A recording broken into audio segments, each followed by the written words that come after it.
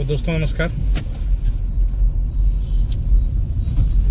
आज की जर्नी पटना से गोरखपुर के लिए है और जर्नी का विशेष पर्पस है कि गोरखपुर में सभी AROs असिस्टेंट रिटर्निंग ऑफिसर की ट्रेनिंग है और उस ट्रेनिंग में as a resource person ECI के द्वारा मुझे डिप्यूट किया गया है।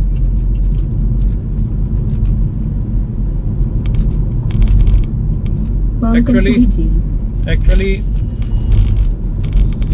मेरा चयन भारत निर्वाचन आयोग के द्वारा नेशनल लेवल मास्टर ट्रेनर के रूप में हुआ है और नेशनल लेवल मास्टर ट्रेनर होने के नाते आयोग द्वारा मेरी प्रतिनियुक्ति देश के किसी भी राज्य में किसी भी शहर में AROs के प्रशिक्षण के लिए किया जा सकता है और यह पहली बार है कि जब मुझे गोरखपुर के लिए ट्रेनिंग में भेजा जा रहा है और ऐसा पहला अवसर भी है मेरे लिए कि ऐसे पदाधिकारियों के बीच उपस्थित होकर उन्हें प्रशिक्षण देने का मुझे अवसर और सौभाग्य प्राप्त हुआ है।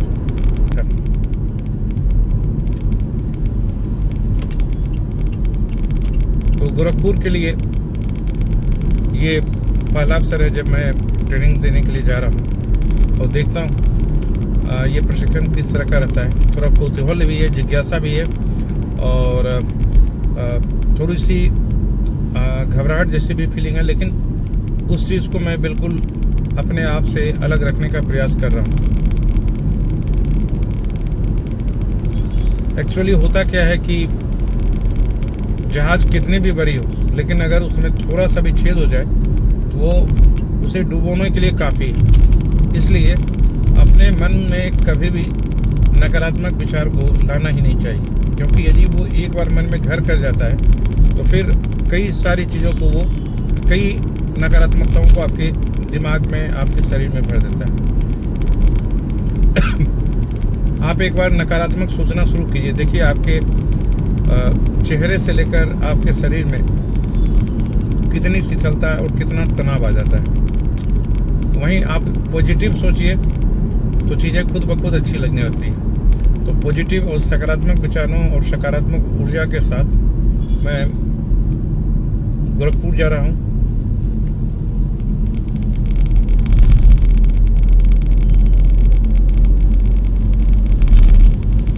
आप लोगों को भी यह लगेगा कि ये लोग को ट्रेनिंग देते देते ये अचानक यात्रा का ब्लॉग कहाँ से आ गया। तो एक्चुअली मैं निर्वाचन विभाग से जुड़ा इलेक्शन ऑफिसर हूँ और विषय के विशेषज्ञ होने के नाते चीज़ों की अच्छी तरह या विषय वस्तु की अच्छी समझ रखने के कारण उन चीज़ों पर मैं लोगों को BLO को और अन्य निर्वाचन से जुड़े हुए जो भी व्यक्ति हैं, यह मेरा फर्ज बनता है कि सही चीज़ों की सूचना सभी लोगों तक पहुंचाने का मेरा प्रयास हो, एक सार्थक पहल। और उसी के तहत विभिन्न विषय वस्तुओं पर मैं वीडियो बनाने का प्रयास करता हूं ताकि उन लोगों तक पहुंचे और वो सही तरीके से कार्य कर सकें। एक्चुअली होता क्या है कि फील्ड स्तर पर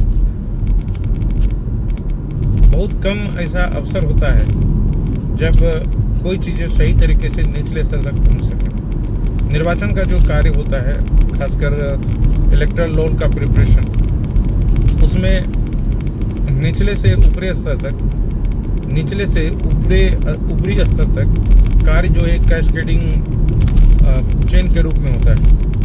तो सबसे निचले स्तर पर जो कार्य होता है उसी के आधार पर ऊपरी स्तर पर उस पर डिसीजन होता है। तो ये निश्चित रूप से होना चाहिए कि निचले स्तर पर जो प्रशिक्षण हो वो सही हो और उन्हें सही जानकारी प्राप्त हो सके। अदरवाइज ऊपरी स्तर से डिसीजन का कोई अर्थ नहीं रह जाता है, क्योंकि यदि कार्य सही नहीं होगा तो फिर डिसीजन का कोई अर्थ नहीं रह जाता है। तो सुबह के करीब 10:30 बजे पटना से निकले थे। अभी कुल लगभग 100 किलोमीटर की दूरी और रह चुकी है। और चलिए आपको नज़ारा दिखाते हैं। NH-27 ये रास्ता है, आगे लखनऊ चली जाती है।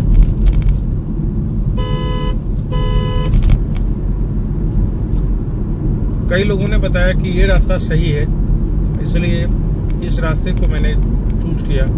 अदरवाइज मेरा विचार था कि वाया बक्सर होते हुए पूर्वांचल एक्सप्रेस वे से फिर वहाँ से कटते हुए गोरखपुर चले जाए। लेकिन कई मित्र जो उत्तर प्रदेश से हैं, उनकी सलाह ये थी कि अभी आप वाया गोपालगंज होते हुए NH-27 से ही गोरखपुर आए। वो रास्ता बिल्कुल सीधा है और आने में आपको कोई परेशानी नहीं होगी। परेशानी बस इतनी रही कि पटना से गोपालगंज आने में नाको चने चबाने पड़ गए। सड़कें बिल्कुल सिंगल है और जहाँ तहाँ जो मार्केट है उसमें जो जाम की स्थिति थी भयावह थी। और इसके चलते मैं चाह रहा था कि थोड़ी दूरी अधिक ही क्यों ना चलना पड़े, लेकिन रास्ता अच्छा हो। जब आपको लगातार क्लच ब्रेक दबाना पड़ता है, वैसी स्थिति में आपके घुटने स्वाभाविक रूप से दर्द करने लगते हैं। तो ऐसी स्थिति से हर कोई बचना चाहता है, भले इसके लिए 40 किलोमीटर ज़्यादा चलना पड़ता है, लेकिन कम से कम ये स्थिति यदि सफ़र में नहीं आए तो स्वाभाविक है कि हर किसी को अच्छा लगता है।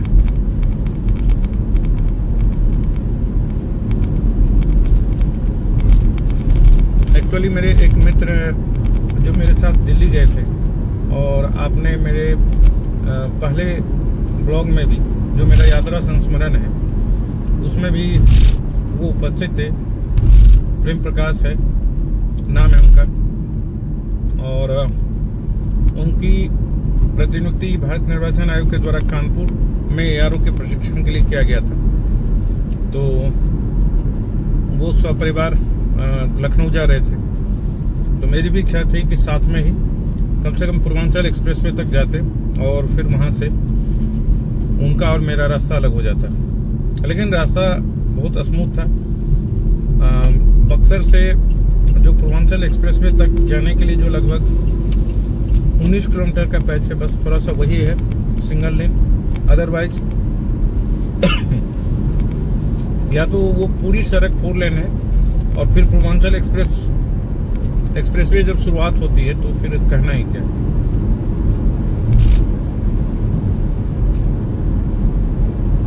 चलिए देखते हैं, आपको आगे का नज़ारा दिखाते हैं सफ़र का।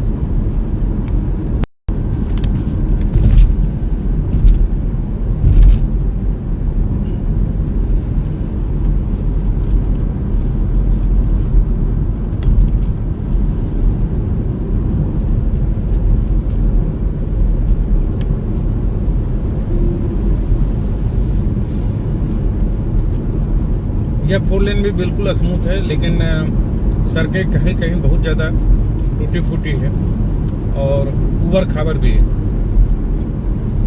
लगता नहीं है कि कभी NH पर चलना है। ऐसा लगता है, जो फीलिंग आती है वो बिल्कुल कि कहीं पगडंडी और कहीं ऐसी सड़कों पर चल रहे हैं जो गड्ढे से भरे हो और उछलते कूदते हुए सड़कों पर चल रहे हैं। अभी बिल्कुल स्मूथ है, देखिए। बस सावधानी इन लोगों से बचना है।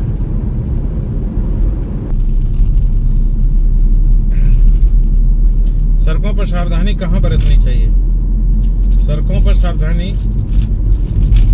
आप हमेशा बरतिए, कहाँ की बात नहीं है, हर कहीं बरतनी चाहिए, क्योंकि कूदने वाले कहीं से भी कूद सकते हैं और आने वाले कहीं से भी आ सकते हैं।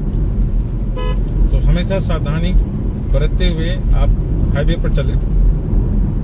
और स्पीड लिमिट तो आप निश्चित रूप से हर किसी को एक नियंत्रित स्पीड लिमिट में चलना चाहिए।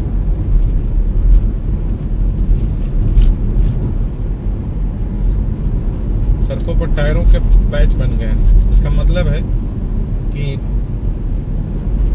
ओवरलोडेड जो ट्रक्स हैं वो इन सड़कों पर चल रहे हैं और ओवरलोडेड होने के नाते ही चलते ही सड़कों पर बड़े बड़े गड्ढे बन गए।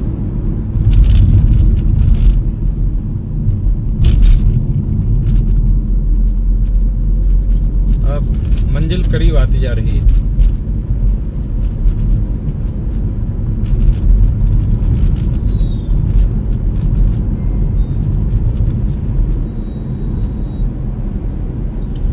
पता नहीं सड़कें अच्छी भी हो, लेकिन गूगल देवता की कृपा से, गूगल देवता तो हमेशा शॉर्ट रास्ता बताता है और शॉर्ट रास्ता अपनाने के चक्कर में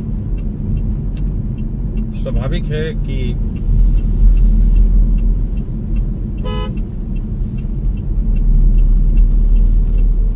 कुछ बलिदान तो देना पड़ेगा। बलिदान ये हुआ कि 90 किलोमीटर की दूरी तय करने में करीब 3 घंटे लगे और जो घुटने दर्द हुए वो अलग हुए। यदि पूर्वांचल एक्सप्रेस पे चलते तो संभवतः इससे कहीं अधिक दूरी तय कर चुके होते।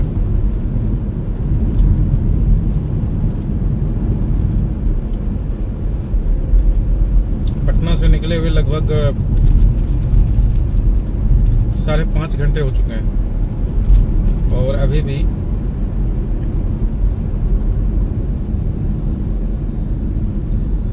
बिहार की सीमा के अंदर ही हैं।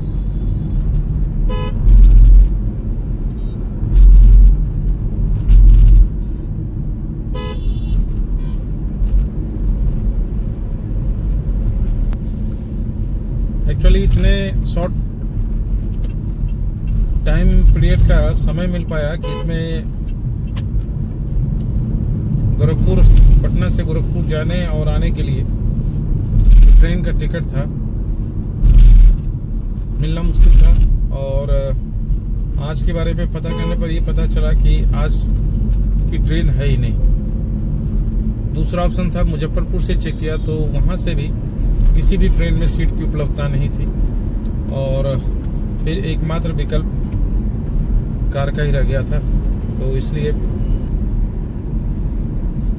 गोरखपुर की यात्रा कार से करना है।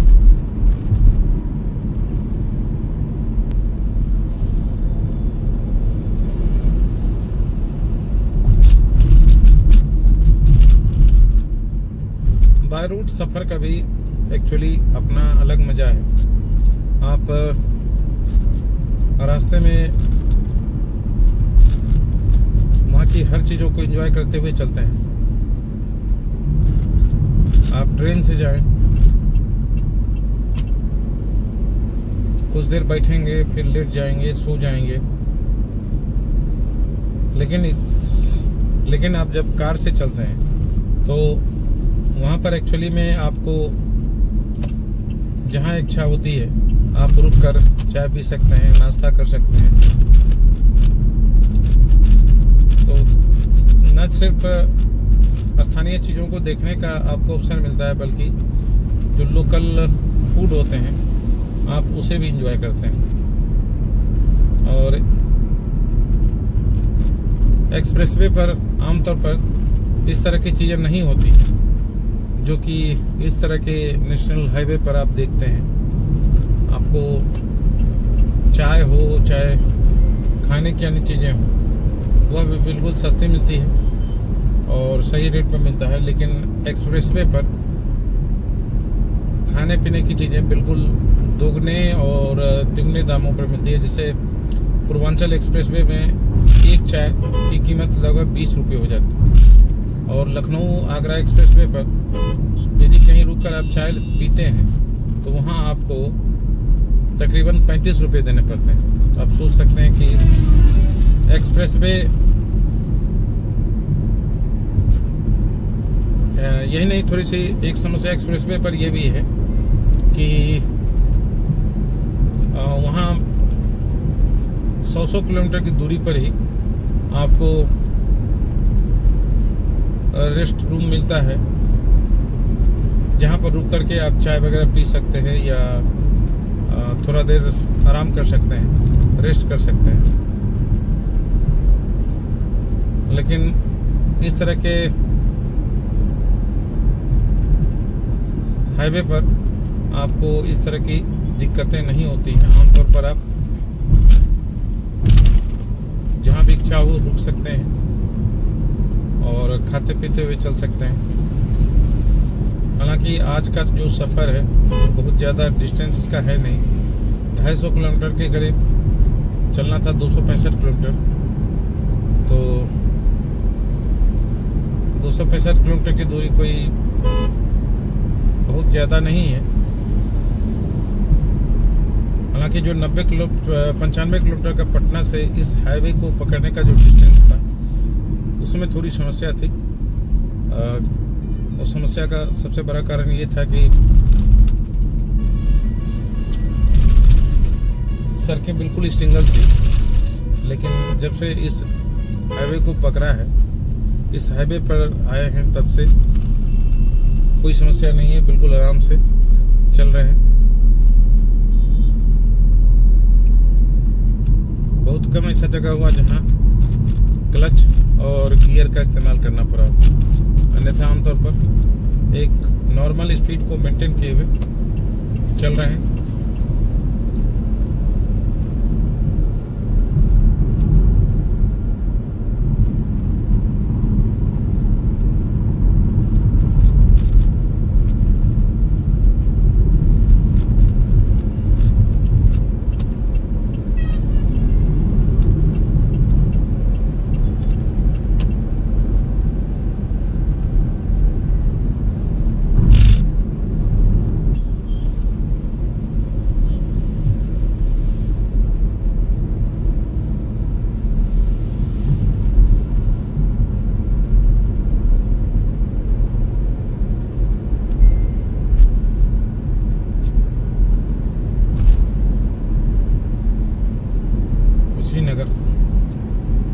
कुशीनगर में ऑलरेडी हैं। इसका अर्थ है कि कुशीनगर मुख्यालय, जो जिला मुख्यालय है, वो 6 किलोमीटर के करीब रह गया है।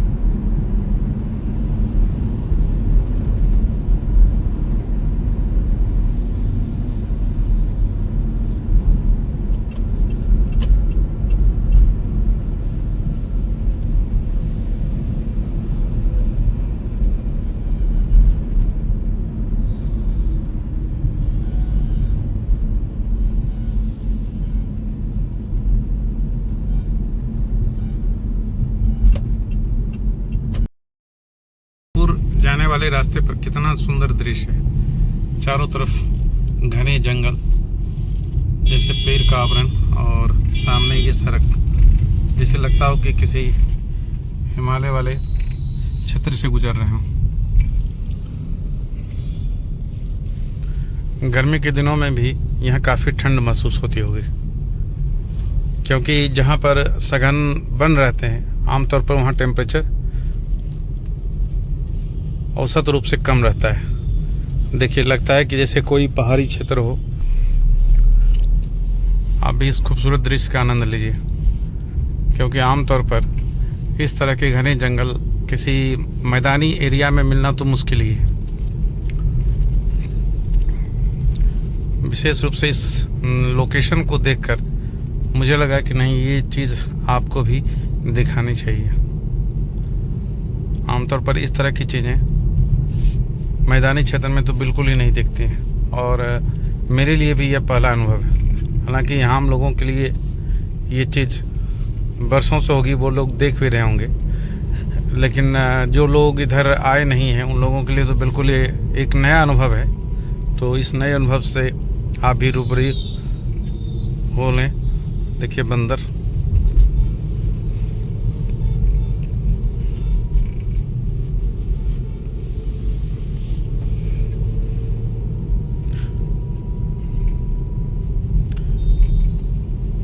अभी जिस NH से होकर आ रहे थे, कुशीनगर में भगवान बुद्ध का जो परिनिर्वाण हुआ था उस स्थल को भी देखा, और आगे बढ़ने पर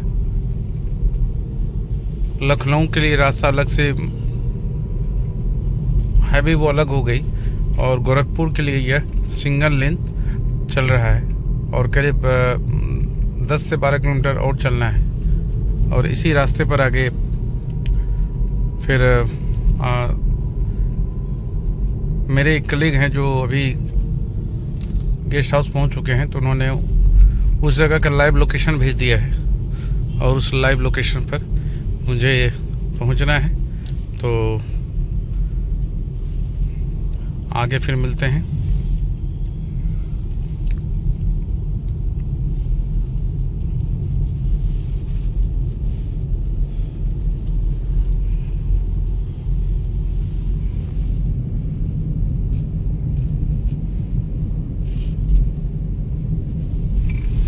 देखिए सूरज की रोशनी कितनी सुंदर लग रही है, जो उन पेड़ों के बीच से होकर आ रही है। स्याह लाल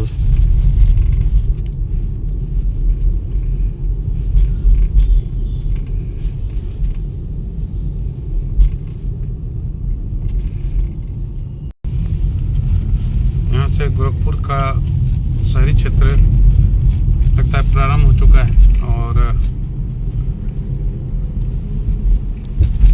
सड़कें देख सकते हैं काफ़ी चौड़ी भी है।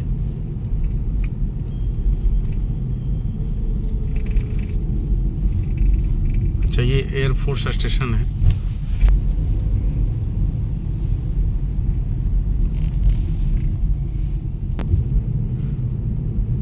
मैं अभी आपको बता भी रहा था कि रास्तों में ऐसी ऐसी चीज़ें आपको देखने के लिए मिलती है जब आप सड़क मार्ग से यात्रा करते हैं। उसका अनुभव आप ना तो हवाई जहाज की यात्रा से अनुभव कर सकते हैं और ना ही रेलवे की यात्रा से। यह सिर्फ और सिर्फ आपको सड़क मार्ग से मिल सकता है।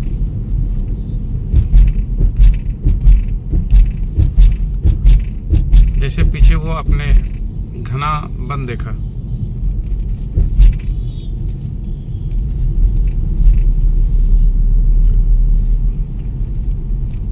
गोरखपुर की यह मेरी पहली यात्रा है और पहली बार यहाँ आ भी रहा हूँ।